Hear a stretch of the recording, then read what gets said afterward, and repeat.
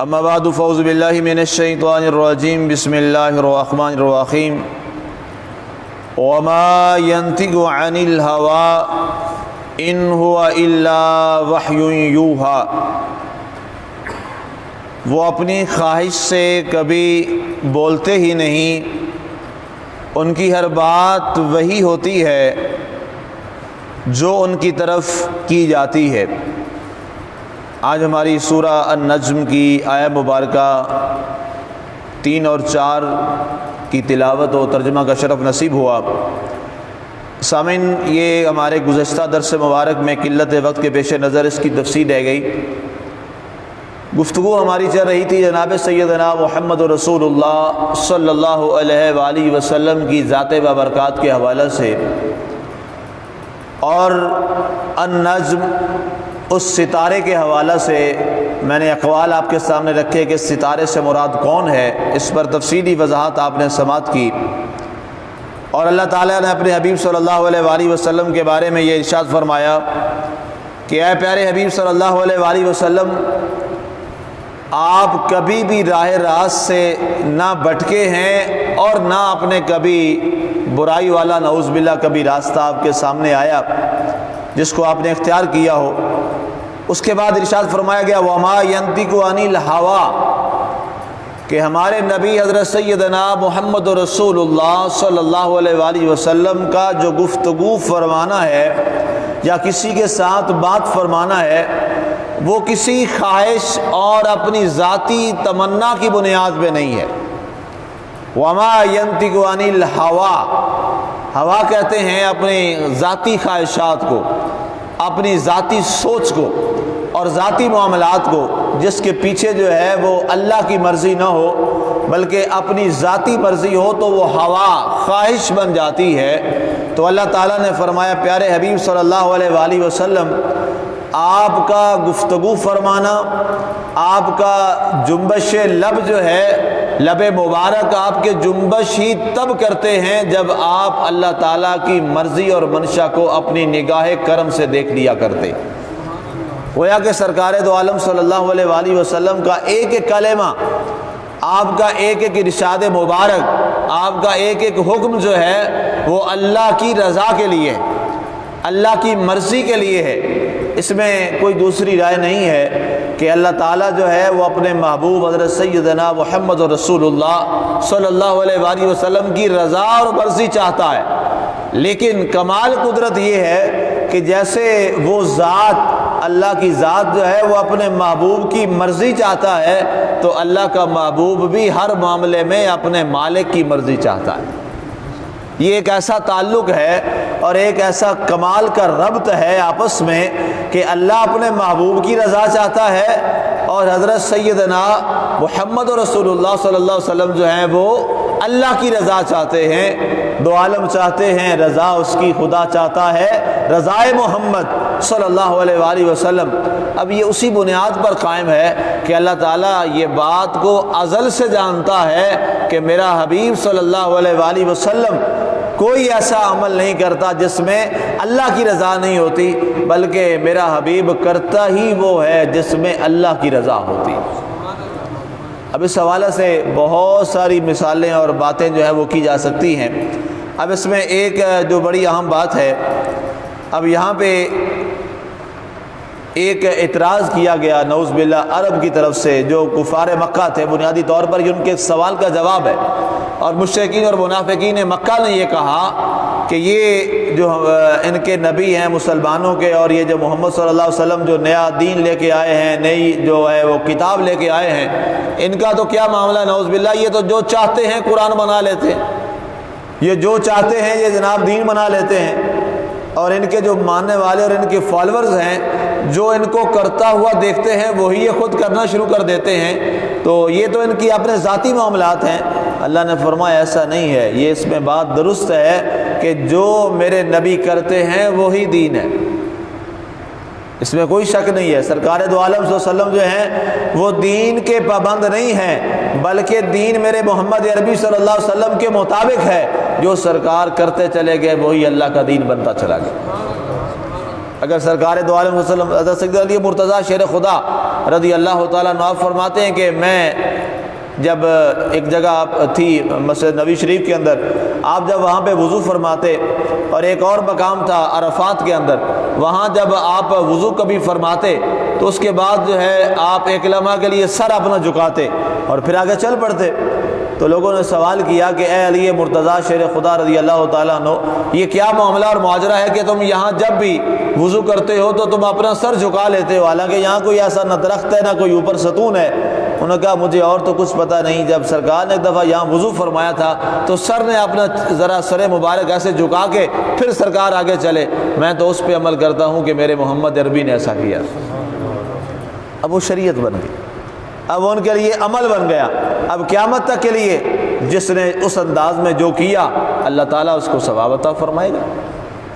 وضو کے بعد سرکار صلی اللہ علیہ وسلم نے کیا فرمایا؟ ایک دفعہ ظاہر ہے اب اس وقت توحید جو ہے وہ ماننے والے چند ایک لوگ تھے، اللہ کو ماننے والے، وحدہ لا شریک ماننے والے بہت تھوڑے لوگ تھے۔ سرکار نے وضو فرمایا اور سرکار نے وضو کے بعد کلمہ شہادت پڑھا، اشہد ان لا الہ الا اللہ، یہ آپ نے اپنی انگلی کو بلند کیا، یہاں تک بھی روایت ہے، اور اس کے آگے پورا کلمہ بھی یہاں مراد ہے، دونوں جو بھی صورتحال ہو۔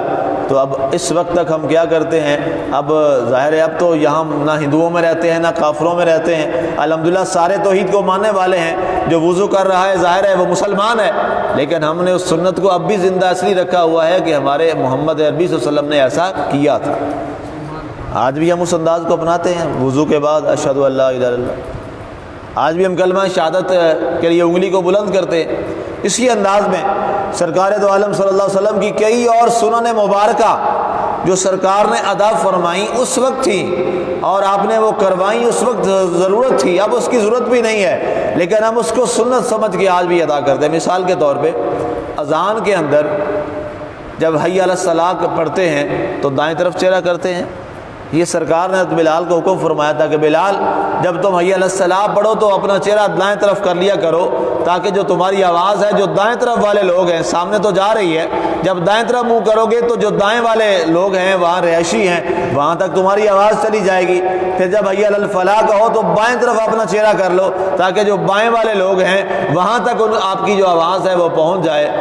اب جب سپیکر آ گئے اب تو دائیں بائیں کا مقصد ہی ختم ہو گیا، اب تو سپیکر میں آواز ہے، اس کے لیے بلکہ دائیں طرف کریں گے تو آواز تھوڑی سی کم ہو جائے گی، اب تو سیدھا سامنے رکھے منہ تو زیادہ آواز آتی ہے۔ لیکن آج بھی مؤذن جب اذان پڑھتا ہے تو حی علی الصلاۃ میں دائیں طرف وہ چہرہ کرتا ہے، حی علی الفلاح میں اپنا چہرہ بائیں طرف کرتا ہے، حالانکہ اب اس کی ضرورت اس لحاظ سے نہیں ہے جس مقصد کے لیے کیا گیا تھا، لیکن آج بھی ہم اس لیے کرتے ہیں کیوں؟ ہمارے سرکار نے اس کے کرنے کا حکم دیا تھا، مقصد یہ تھا۔ اب اس مقصد کا یہاں پہ ضرورت نہیں ہے، وہ مقصد اب یہاں پر پورا نہیں ہو رہا، لیکن ہم اس انداز میں کرتے ہیں کیوں؟ تاکہ آنے والے لوگوں کے لیے یہ بات پتہ چل جائے کہ سرکار دو عالم صلی اللہ علیہ وسلم نے ایسا فرمایا تھا۔ ہم خطبے دو دیتے، جمعے کے 2 خطبے ہوتے ہیں، اب درمیان خطبہ میں خطبہ ہو رہا ہے اور خطبہ چھوڑ کے بیٹھ کے پھر دوبارہ خطبہ شروع کرنا، اس کی یہاں کوئی لاجک نہیں ہے۔ سرکار نے تو اس لیے کیا کہ حضرت امام حسین رضی اللہ تعالیٰ عنہ تشریف لائے، سرکار خطبہ دے رہے تھے، سرکار نے خطبہ چھوڑ دیا، ان کو اپنے گودی میں اٹھایا اور پھر اس کے بعد سرکار نے خطبہ ارشاد شروع کر دیا اور خطبہ پھر آپ نے دینا شروع کر دیا۔ لیکن اب اس کی ضرورت نہیں ہے، کوئی آیا نہیں ہے، لیکن چونکہ اللہ کے نبی نے یہ ایک عمل کیا، اللہ نے قیامت تک اس کو بھی سنت بنا دی۔ اب یہ ساری مثالیں میرا دینے کا مقصد کیا ہے کہ سرکار صلی اللہ علیہ وآلہ وسلم جو ہیں، جو آپ نے کیا وہی دین بن گیا، سرکار نے جو عمل کیا وہی دین بن گیا، سرکار نے جو فرمایا وہی یا قرآن بن گیا یا حدیث مصطفیٰ بن گئی صلی اللہ علیہ وآلہ وسلم۔ اب اس انداز میں یہ دین ہے، یہ اسوہ حسنہ ہے۔ ایک تھیوری جو ہے ساری وہ کس انداز میں ہے؟ وہ قرآن کی شکل میں ہے، اور اس کا جو پریکٹیکل ہے وہ کس میں ہے؟ وہ حضور کی سیرت کی صورت میں ہمارے پاس موجود ہے۔ آگے ارشاد فرمایا گیا ان ہوا الا وحی یوحی، اے کافرو تم یہ کہتے ہو کہ یہ اپنی مرضی سے باتیں کرتے ہیں، نعوذ باللہ، یہ اپنی مرضی سے کلام ارشاد فرماتے ہیں، یہ اپنی مرضی کا دین مناتے ہیں، ایسا قطعاً نہیں ہے۔ ان ہوا الا وحی یوحی، ان کی طرف اللہ کی جو وحی کی جاتی ہے یہ اسی کے مطابق بات کرتے ہیں۔ ہمارا حبیب تو اپنا کلام نہیں فرماتا، گفتگو نہیں فرماتا جب تک ان کی طرف وحی نہیں کی جاتی۔ اب اس میں ایک سوال ہو سکتا ہے، ایک اعتراض ہو سکتا ہے کہ اگر ہمارے نبی صلی اللہ علیہ وسلم جو ہے وہ وحی کے ذریعے ہی بولتے تھے تو پھر یہ قرآن پاک جو ہے وہ کیوں محدود ہے اور 30 پاروں میں ہے، اور یہ کلام ہے سرکار تو اتنے گفتگو ارشاد فرمائی تو باقی حدیثیں قرآن میں شامل کیوں ہوئیں؟ یہ ایک بڑا عام اعتراض بھی ہے اور ایک سوال بھی کیا جا سکتا ہے۔ اس کا جواب سماعت کر لیجئے۔ بہت شروع میں نے اپنے درس مبارک میں ایک بات کی تھی کہ وحی کی دو قسمیں ہیں، وحی کی دو قسمیں ہیں، وحی مطلوب اور وحی غیر مطلوب۔ وحی مطلوب وہ ہوتی ہے کہ جس وحی کی تلاوت کی جاتی ہے، الفاظ بھی اللہ تعالیٰ کے ہوتے ہیں، اور آقا کریم علیہ الصلوۃ والسلام جب ارشاد فرماتے ہیں تو ہو بہو وہ کلام جو ہے وہ اللہ کا ہوتا ہے، اور سرکار اس میں اپنے الفاظ مبارک شامل نہیں فرماتے۔ حکم بھی اللہ کا، الفاظ بھی اللہ کے۔ یہ جو قرآن پاک 30 پارے ہیں ہمارے سامنے الحمد سے والناس تک، یہ حکم بھی اللہ کا ہے اور الفاظ بھی اللہ کے۔ اب اسے بولتے ہیں وحی مطلوب، میم تے لام واو، وحی مطلوب۔ یہ وحی مطلوب ہے جس کی تلاوت کی گئی، حکم بھی اللہ کا، الفاظ بھی اللہ کے۔ ادا کس کی زبان سے ہوئے؟ سرکار دو عالم صلی اللہ علیہ وسلم کی زبان مبارک سے۔ یہ بن گئی وحی غیر مطلوب، اور وحی غیر مطلوب جو ہے وہ سارا بن گیا قرآن۔ اس کے بعد دوسری وحی کی قسم ہے، وہ ہے وحی غیر مطلوب۔ وحی غیر مطلوب کیا ہے؟ حکم تو اللہ کا تھا لیکن الفاظ اللہ کے نہیں تھے۔ فرق سمجھ رہے ہیں؟ یہ بڑا باریک سا فرق ہے۔ حکم اللہ کا تھا لیکن الفاظ اللہ کے نہیں تھے۔ الفاظ کس کے تھے؟ وہ سرکار دو عالم صلی اللہ علیہ وآلہ وسلم کے تھے۔ تو یہ بن گئی حدیث قدسی یا حدیث مصطفیٰ صلی اللہ علیہ وآلہ وسلم۔ حکم اللہ کا ہے، سرکار نے اپنی زندگی میں کوئی ایک عمل یا کوئی ایک لب مبارک جو ہے وہ اللہ کے حکم کے بغیر کھلا ہی نہیں ہے، تو پھر فرق کیسے کریں گے کہ یہ قرآن ہے اور یہ حدیث مصطفیٰ صلی اللہ علیہ وآلہ وسلم ہے؟ تو اس کے لیے پھر یہ تقسیم کی گئی کہ جو تلاوت کی گئی الفاظ بھی اللہ کے اور حکم بھی اللہ کا، وہ بن گیا قرآن۔ اور جو حکم اللہ کا لیکن الفاظ اللہ کے نہیں تھے، الفاظ خود سرکار نے اس کے لیے منتخب فرمائے، تو وہ بن گئی حدیث مصطفیٰ صلی اللہ علیہ وسلم، اور وہ ہو گئی غیر مطلوب۔ اس کی تلاوت نماز میں نہیں کی جاتی۔ اب نماز میں تلاوت اسی کی جائے گی جو حکم بھی اللہ کا ہے اور الفاظ بھی اللہ تعالیٰ کے۔ اب نماز میں کوئی حدیث نہیں پڑھ سکتا۔ نماز میں اگر کسی نے حدیث کو بھی پڑھ لی تو اس کی نماز ٹوٹ جائے گی، فوراً اس کی نماز ٹوٹ جائے گی۔ حدیث نماز میں نہیں پڑھ سکتے۔ نماز میں آپ کچھ اور نہیں پڑھ سکتے۔ نماز میں صرف اور صرف کیا ہے؟ آپ صرف اللہ کا قرآن پڑھ سکتے۔ یہ اتنا حساس معاملہ ہے۔ اس میں ایک یہاں پہ شرعی مسئلہ اچانک آ گیا، وہ بھی میں آپ کے سامنے رکھ دوں۔ مثال کے طور پہ 4 رکعتوں والی نماز ہو، 4 رکعتوں والی نماز، اور اس میں یہ بڑا ایک اہم مسئلہ ہے، امام جو ہے وہ 2 رکعتیں پڑھنے کے بعد اتحیات میں نہیں بیٹھتا اور وہ کھڑا ہو جاتا، اور اتنا کھڑا ہوا کہ وہ رکوع سے اوپر والی حالت میں چلا گیا، تو کسی نے پیچھے لقمہ دے دیا، تو اس کے کہنے پر امام پھر واپس آ کے بیٹھ گیا، تو ساروں کی نماز جاتی رہے، ساروں کی نماز ٹوٹ گئی۔ اس لیے کہ یہ جو درمیان میں بیٹھنا تھا یہ واجب تھا، اور اس کی تاخیر جو ہے وہ جائز ہے، بعد میں اس پر سجدہ صاحب جو ہے وہ امام خود کر لے۔ تو باقاعدہ طور پر یہ فقہا جب پوچھا گیا کہ یہ نماز کیوں سب کی ٹوٹ گئی، فرمایا اس لیے ٹوٹ گئی کہ جب وہ بولا تو اس نے واجب کا لقمہ دیا امام کو فرض نماز کے اندر، تو اس کی نماز ختم ہو گئی، اور جب اس کی نماز ختم ہو گئی وہ نماز سے باہر ہو گیا، تو امام نے لقمہ اس کا لیا جو نماز سے باہر تھا۔ اس کے بعد امام کی نماز ٹوٹ گئی۔ جب امام کی نماز ٹوٹ گئی تو سب کی نماز ٹوٹ گئی۔ اب گویا یہ بتانے کا مقصد یہ کہ نماز میں صرف اور صرف کلام کیا ہے؟ اللہ تعالیٰ کا کلام، صرف رب ذوالجلال کا کلام۔ اللہ کا کلام ہے بس، اس کے علاوہ کوئی اور کلام نہیں ہے۔ تو فرمایا جو وحی کی جاتی ہے ہمارا نبی، ہمارے محبوب صلی اللہ علیہ وآلہ وسلم، اے کافروں، اے منافقین مکہ، اے مشرکین مکہ، ہمارے نبی صلی اللہ علیہ وسلم جو ہیں ان ہوا الا وحی یوحا، وہ وحی کے بغیر کبھی گفتگو نہیں فرماتے۔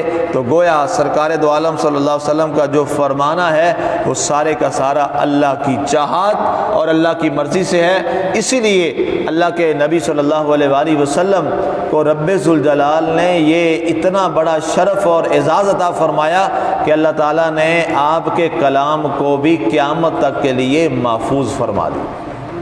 اب دیکھیں بے پناہ احادیث مبارکہ ہیں، سرکار کے جملوں کو صحابہ نے حفظ کیا ہوا تھا، احادیث مبارکہ کو صحابہ کرام نے یاد کیا ہوا تھا اور ان کا ذوق اور شوق تھا۔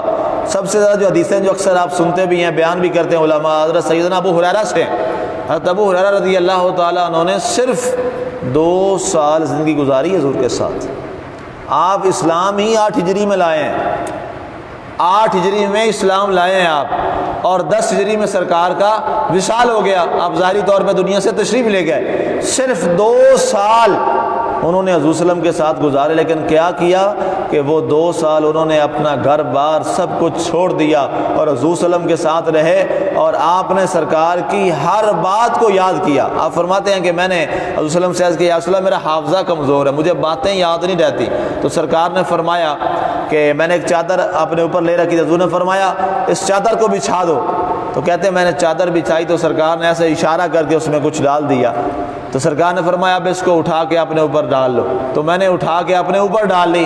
کہتے ہیں اللہ کی قسم اس کے بعد میں جو کسی کی بات سنتا تھا مجھے فوراً حفظ ہو جاتی تھی، مجھے زندگی میں کبھی وہ بھولتی نہیں تھی۔ اللہ نے ان کے ذریعے سے دیکھیں آخر میں اسلام لائے ہیں، لیکن اللہ نے ان کے ذریعے سے کتنا حدیثوں کا مجموعہ ہمارے تک پہنچا دیا، اور آج ہم اس سے استفادہ کر رہے ہیں۔ کتنی حدیث مبارکہ ہیں جو حضرت ابو ہریرہ رضی اللہ تعالیٰ عنہ سے بیان کی جاتی ہیں، سب زیادہ آپ نے نام ان کا سنا ہے، حضرت ابو ہریرہ رضی اللہ تعالیٰ عنہ سے علماء جو ہیں وہ روایات بیان کرتے ہیں۔ تو گویا یہ اسی لیے اللہ تعالیٰ نے محفوظ کیا کہ وما ینطق عن الہویٰ ان ہوا الا وحی یوحیٰ، ہمارے نبی کا بولنا صرف وہی بولنا ہے جو اللہ ان کی طرف وحی کرتا ہے اور اللہ کی رضا اور منشا ہوتی ہے۔ اس کے بعد آگے ایک اور بڑا خوبصورت اسی علمی حوالہ سے گفتگو ہے کہ ہم نے انہیں کس انداز میں تعلیم دی اپنے حبیب کو، اس کا ذکر ہے، اس پہ انشاءاللہ کل بات کریں گے۔ وما علینا الا البلاغ المبین۔